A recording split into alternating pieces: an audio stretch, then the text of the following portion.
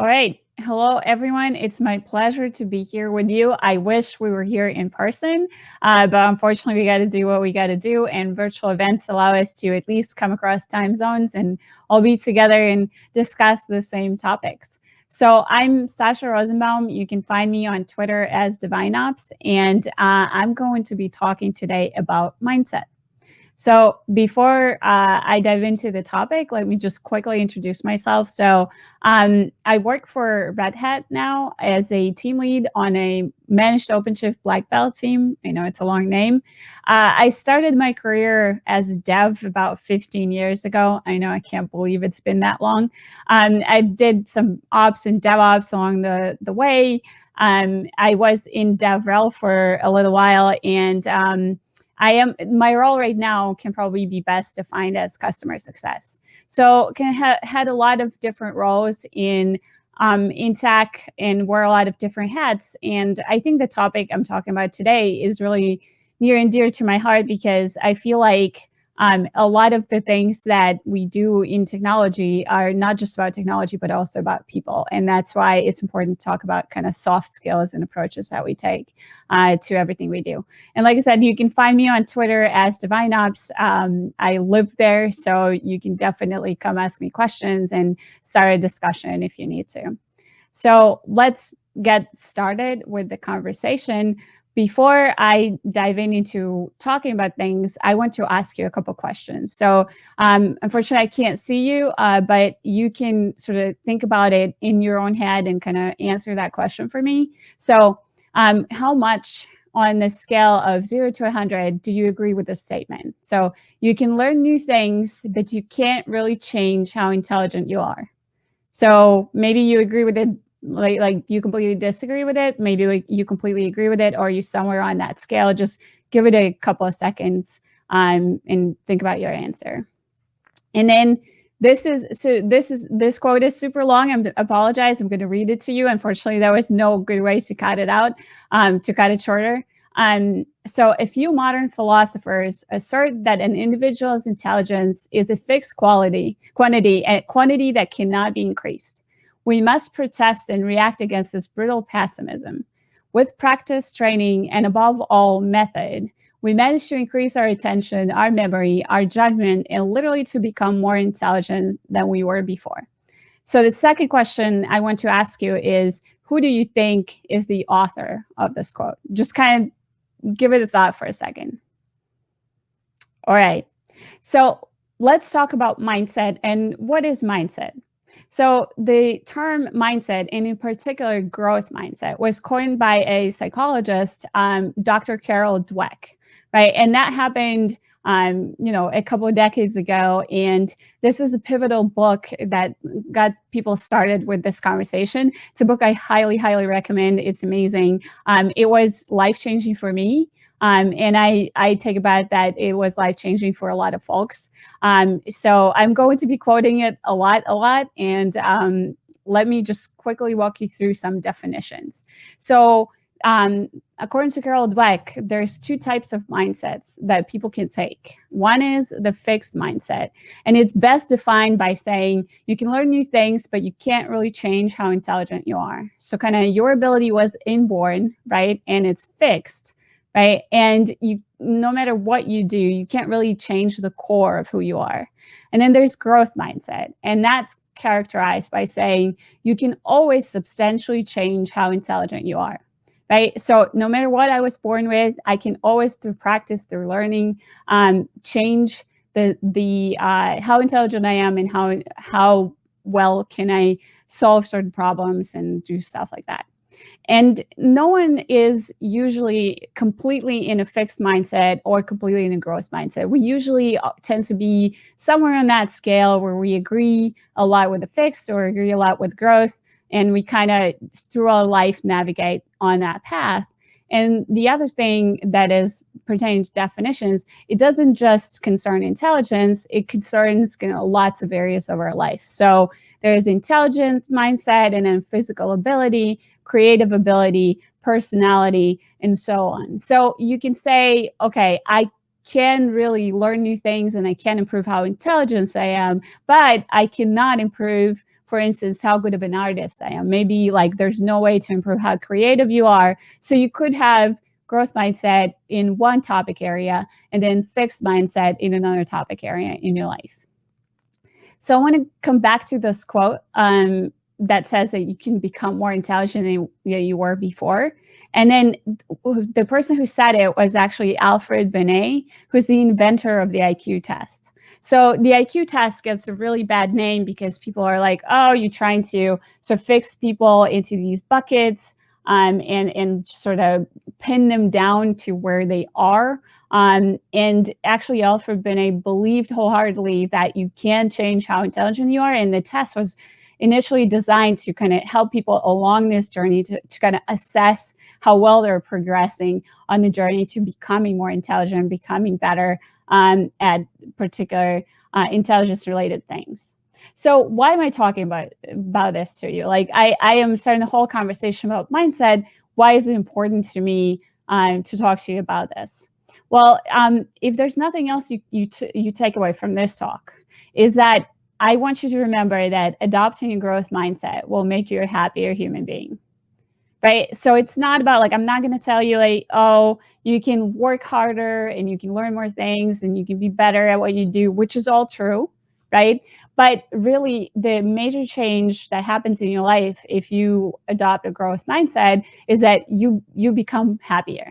And I'm going to tell you some stories that maybe will convince you that that's really what happens.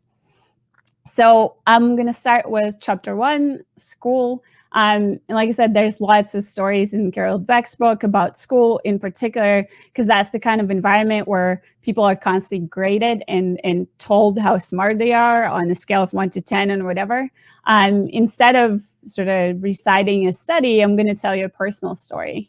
So this was me as a kid, right? I lived in books. I loved books. I loved learning. I loved all topics. I enjoyed every single thing we learned in school.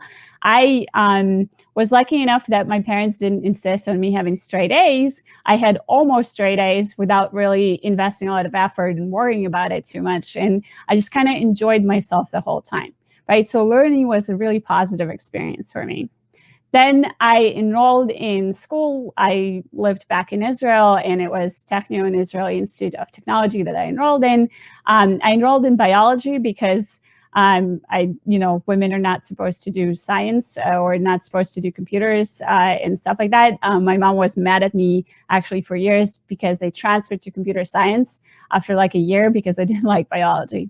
But anyway, so I transferred to computer science and I actually liked computer science a lot better. I had fun kind of writing code and doing stuff like that.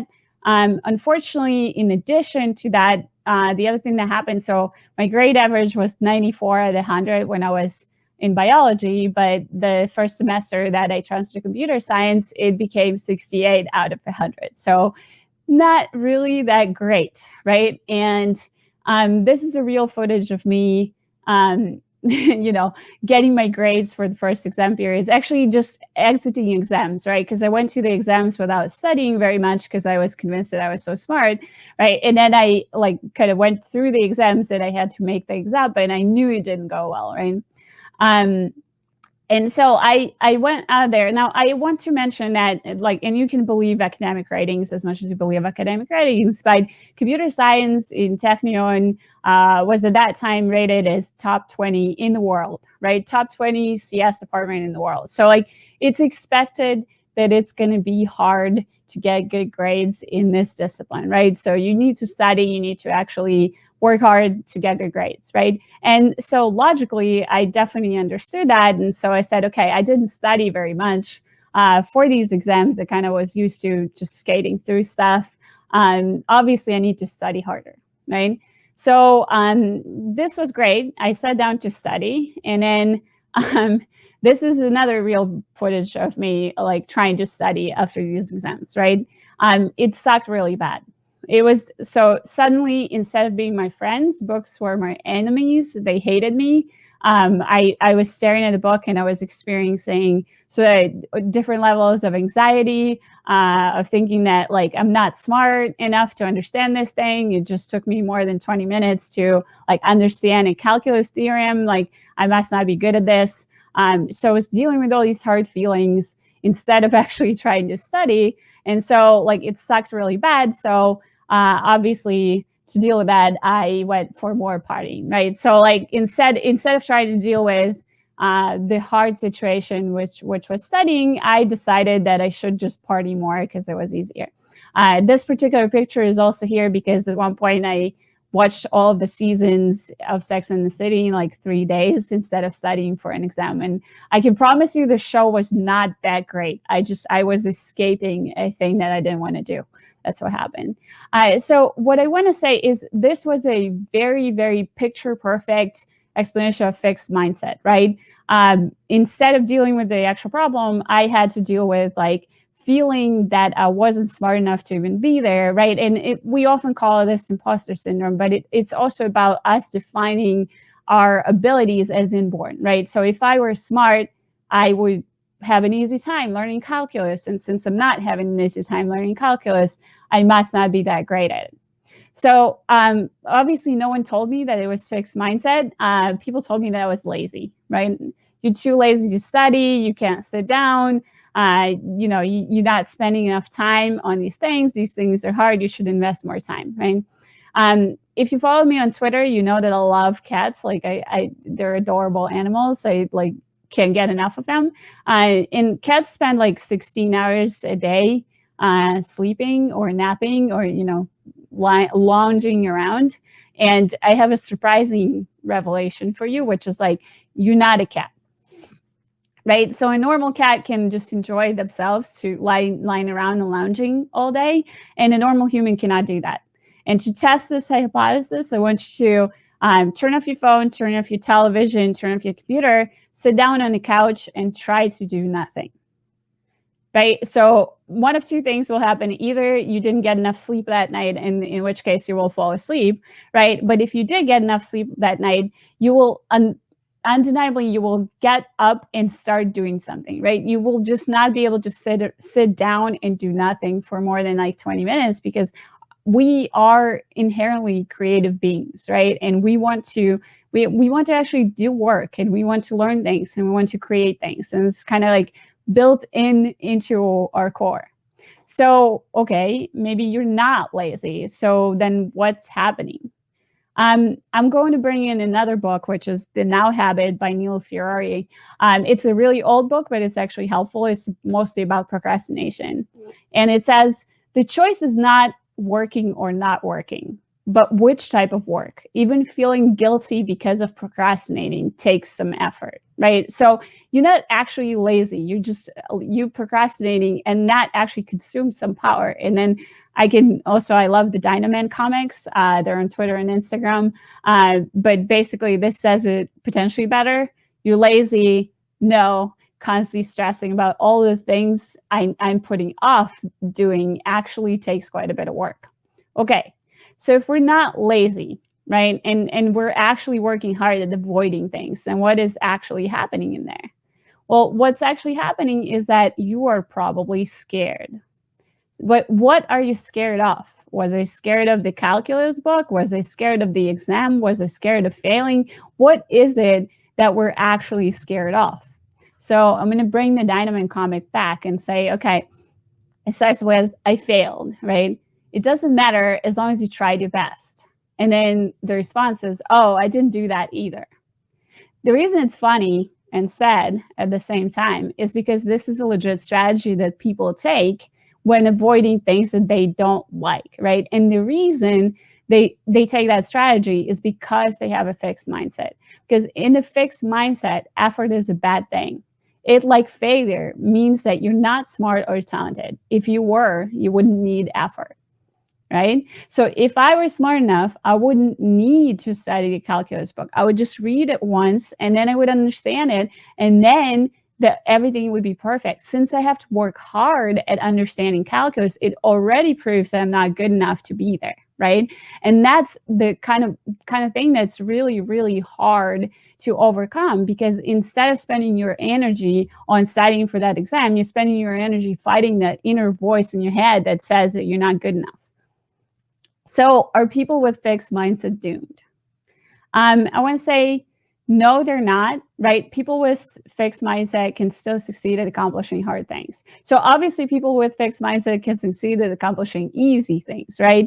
Up until that point, when I transferred to computer science, I had no problem accomplishing things because they just came easy for me, right? And then like I kind of ran into the wall of hitting the limits of my natural abilities, right?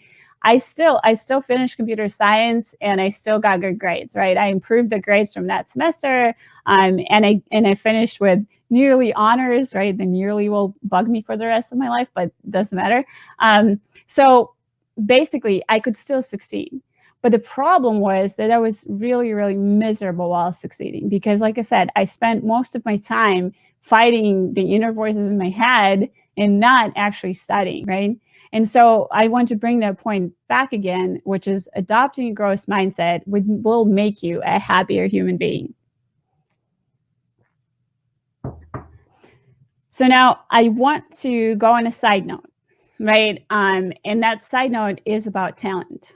And it's not because I want to spend a lot of time talking about talent, because talent is its own whole conversation, and I could spend another 40 minutes just talking about talent.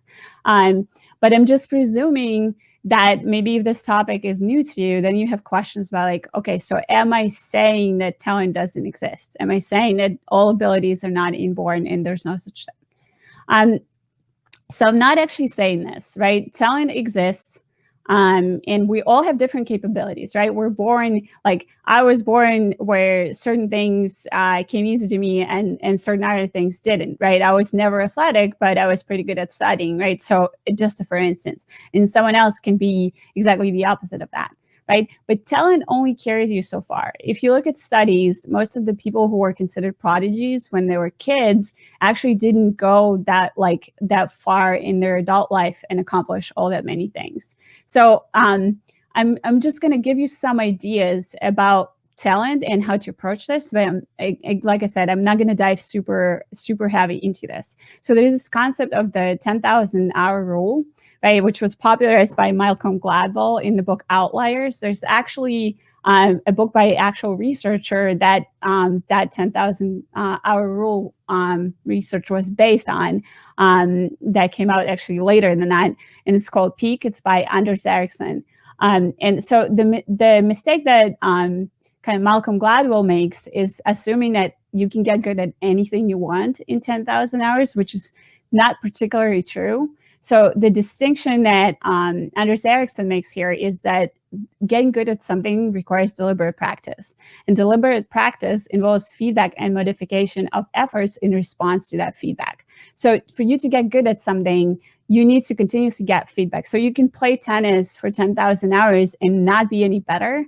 But if you have a tennis coach that actually coaches you through the things that you're not successful at, then in that same 10,000 hours, you can get a lot better, right?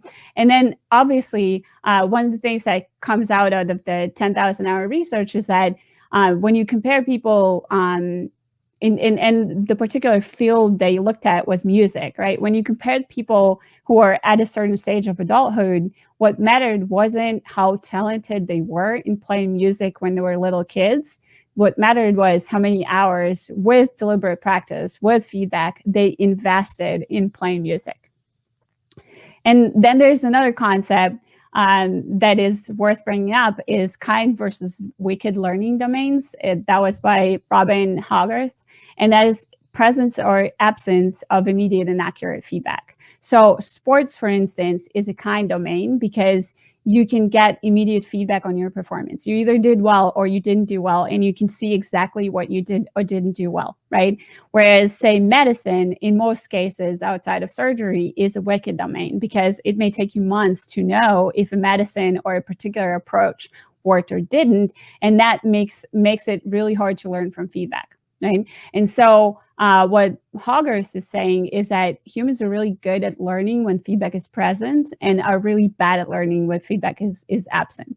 So that was a complete sort of side note, right? And I just wanted to bring it up. Like, talent exists, but it only carries you so far, right? And if you're not getting deliberate practice and not getting feedback, the talent eventually will run out. You will eventually always hit a wall of like the limits of your natural abilities, and then you have to deal with it. So you either give up or you kind of keep going.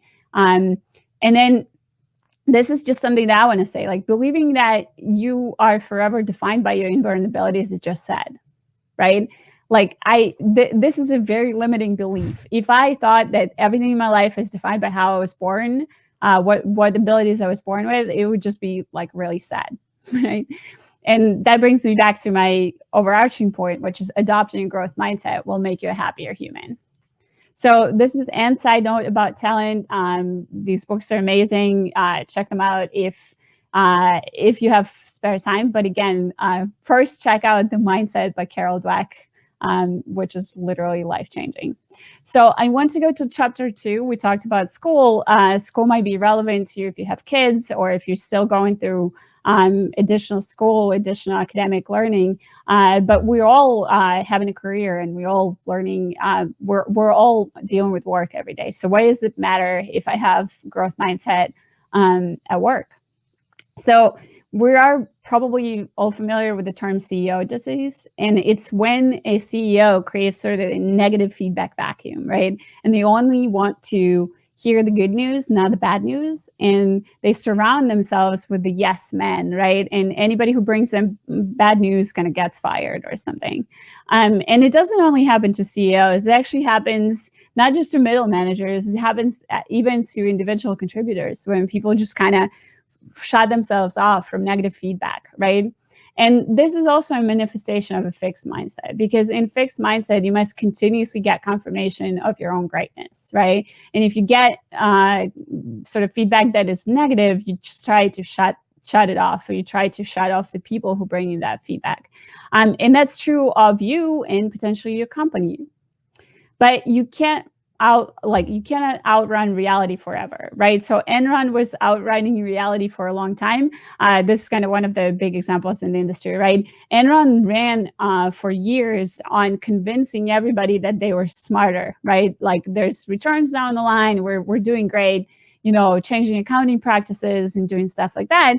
Eventually caught up with them, right? The fact that they didn't have actual on the ground performance did catch up with them. So this, and these stories abound, like, about CEOs that got to a certain peak in their career and then started ignoring feedback, and eventually they collapsed together with their company, right? So ignoring feedback is a very pricey thing to do, and that's like this is one of my favorite Satya Nadella is a person that changed my whole appreciation of CEOs. I used to think that CEOs are overrated. Now I actually think they're amazing sometimes when they are, right? And so Satya Nadella brought growth mindset into Microsoft. He's a big proponent of growth mindset. This is, in fact, why I read the book in the first place. And so Satya Nadella says, be passionate and bold. Always keep learning. You stop doing useful things if you don't learn. Right. So the thing that happens in today's business, especially in technology, is that we learn every day. We must learn every day. And having growth mindset is really, really helpful to learning, right? To being open-minded and not experiencing anxiety while you're learning new things. And the other quote, so this is a book from Kevin Kelly, which is The Inevitable, and it talks kind of about like where internet started and where it's all potentially going. And so the quote is, in this era of becoming, everyone becomes a newbie. Worse, we will all be newbies forever. And I think this is very, very on point for our daily experience, right? It used to be that you could learn everything about SQL Server, and then until the next version of SQL Server came out in 3 years, you could just ride that learning, right? And potentially your company didn't upgrade to the next version, so you could ride it for another 3 years until the next one came out. This is no longer the case. New stuff comes out every single day, and we must continuously be learning it. And so if you have an issue with learning, then you're just going to continuously be experiencing anxiety. So we must learn every day. And also our businesses must learn every day, right? We have to adapt faster than we ever had to adapt, right? But then, so this is another quote from Chris Argyris, and I don't think he ever called it growth mindset, but essentially that's what he talks about, right? Smart people don't learn because they have too much invested in proving what they know and avoiding being seen as not knowing. So kind of his example, and he talks about it a lot in his writing. His example is the MBAs who always got straight A's and who always succeeded in school, and you put them all in the same room and you try to teach them something, and they just basically avoid you, right? Because they don't. Learning involves being not good at something, right? Because you are acquiring a new skill, you are acquiring new information, and by definition, you're not going to be good at it. And so if you must continuously prove to yourself that you're good at something, that kind of shuts you off of any learning experience. Learning requires vulnerability, and learning requires making mistakes, right? And the fixed mindset gives you no tools to cope with failure. Right. The biggest problem with fixed mindset is that if I fail, there's nothing I can do. Right. I can't study harder because that means I wasn't smart enough to do this in the first place, or whatever it is. Right. Like if we take the sports analogy, the same is true. And it's interesting in the stories we tell, too, because people keep telling stories like someone was superhuman, like Michael Jordan was a superhuman at baseball. And the truth is that's not true. Like if you read the actual biographies, you find out that he practiced more than anybody else. And that's true for almost everybody who was amazing in their sport or amazing in their field in general. So in growth mindset, failure actually doesn't define you. In growth mindset, failure is an opportunity to improve. And that's, I know sometimes if you are super into fixed mindset right now, it may be a hard idea to even embrace, right? Because failure is a scary word. And it takes even a moment to stop and be like, oh, I don't want to fail at all, right? But the truth is that you have to. If you're learning new things, you will always be failing in them at first. So how do we get there? Like maybe I convinced you that getting a growth mindset is a great idea. So how do we get there? So let's start with how it all starts, right? How do mindsets develop? How long does it take you to develop fixed mindset? Well, actually, it doesn't take long at all. So one of the studies that Carol Dweck did that she cites in her book is that the study on praise. So they took kids and they gave them puzzles, right? And these were the first set of puzzles was pretty easy. So everybody did well, right? And then they basically praised half of these kids for how smart they were, and the other half for how much effort they put in this. So one of the groups was the fixed mindset group, and they said, you must be smart at this. You did well with the puzzles, you must be smart at this, right? And the second group was the effort kids, the growth mindset kids. And so they told them, oh, you did really well here. You must have worked really hard, right? And then the second part of the study, they brought in harder puzzles. So they brought in new hard puzzles, and intentionally the puzzles were too hard. So a lot of people failed. So students failed at most of the puzzles. And so very interesting things happened, right? And that was just like basically one praise, right? There was one situation which a situation where kids got praised for certain things, right? And so the smart praise kids, what happened was they saw the hard problems as failure, right? And they stopped having fun. It's not fun when you're getting proof that you're not smart enough to do something, right? You immediately just want to go away and not be engaged in that task.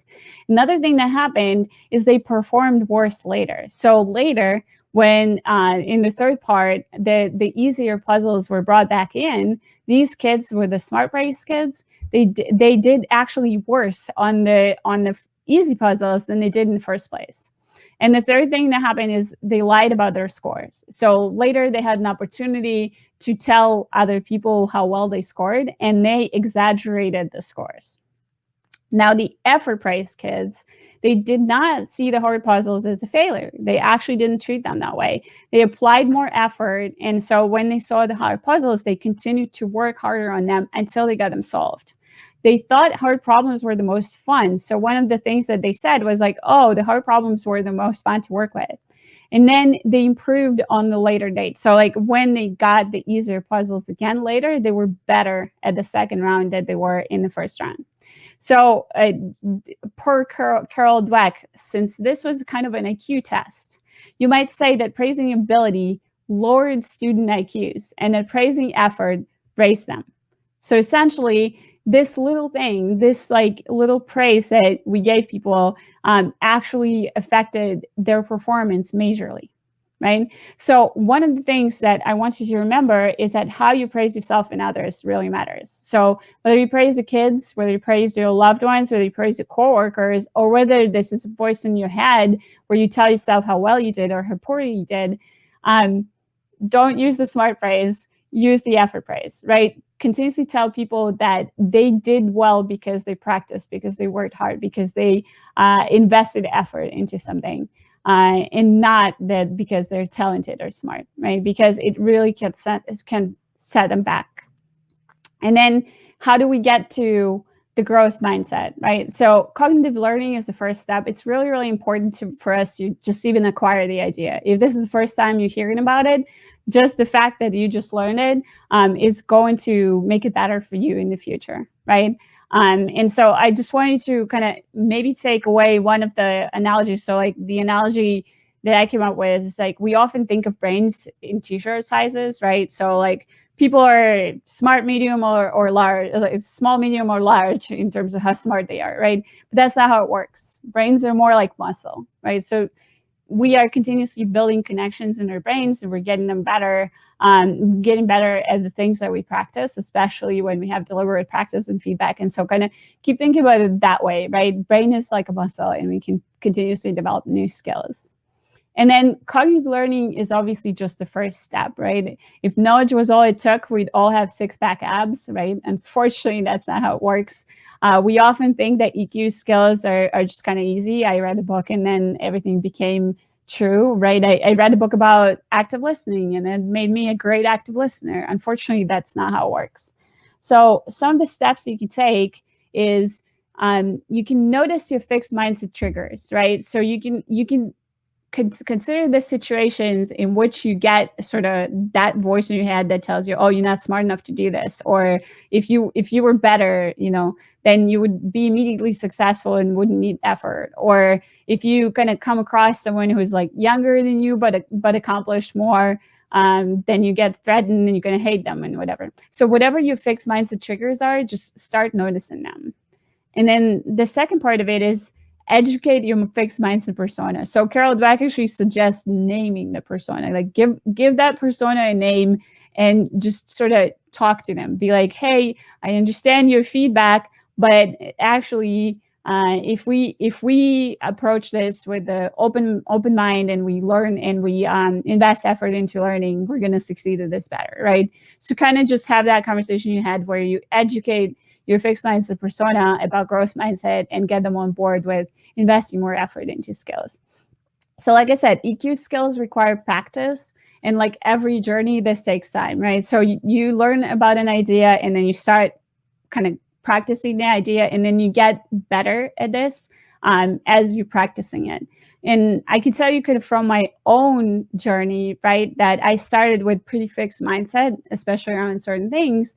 And since I've learned about this idea, which was, I don't know, 6 years ago or something like that, I have been kind of continuously disputing that inner monologue, right? And I feel a lot freer to just be myself and learn new things, ask questions, not feel threatened about like, what might people think about me and stuff like that, which also is really helpful as a woman in tech because, people continuously have assumptions about you and what you can do and, are women good at math or whatever, right? And so not having to continuously prove myself to myself and to other people is a very, very useful thing in this environment. And then, I don't know, I just think we so often waste time proving ourselves, right? We must prove in this meeting or in this situation or in this particular case that we're great, we're smart, we're good at something. And instead, we could be just having fun and improving ourselves, like having fun while learning, having fun while acquiring new experiences and stuff like that. So again, I'm just going to reiterate the main point, which is adopting a growth mindset will make you a happier human being. And so let me take a sip. Little bonus chapter on personality. So we said mindset can be regarding intelligence or creativity or personality. And it kind of works a very similar way, right? So if you have a fixed mindset with regards to your personality, you kind of constantly need this feedback about how you number one, right? And the fixed mindset actually makes you feel judged. So maybe your significant other says to you, oh, why didn't you do the dishes last night? And then instead of kind of taking that feedback in stride and think about how to improve that particular situation, you actually feel judged and you feel like they're attacking your persona, right? And that's not a good thing.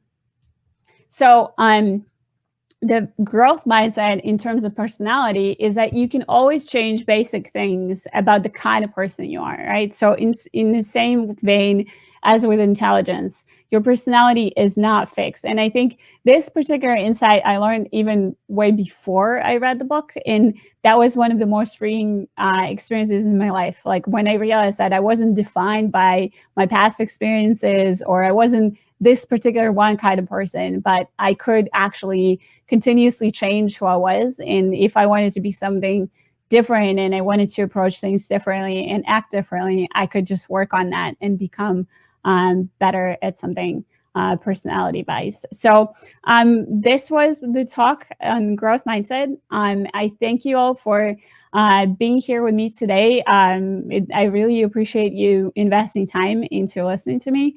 I want to thank you. And like I said, you can find me on Twitter, on GitHub, various places as DivineOps. So please feel free to reach out. And again, I want to finish with adopting a growth mindset will make you a happier human.